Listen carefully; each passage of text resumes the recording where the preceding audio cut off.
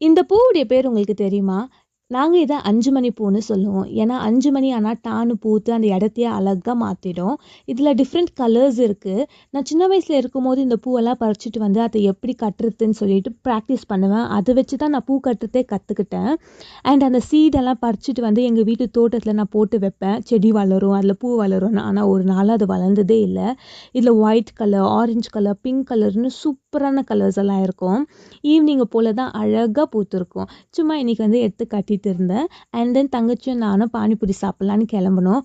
நாங்க வந்துட்டு பானிபூரிக்குன்னே ரொம்ப ஃபேமஸான இடம் எதுனா பங்காருப்பேட். மோஸ்ட்லி உங்களுக்கு எல்லாருக்கும் தெரிஞ்சிருக்கும். ஸோ அது எங்க ஊரு தான்.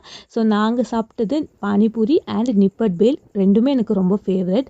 மழை வர மாதிரி இருக்கே அப்படின்னு சொல்லிட்டு டக்குன்னு கிளம்பிடலாம் நாங்களும் கிளம்பி வந்தோம். வீட்டுக்கு வந்து சேரத்துக்குள்ள பயங்கர காத்து. அப்படியே ஆளே தூக்கிட்டு போற அளவுக்கு.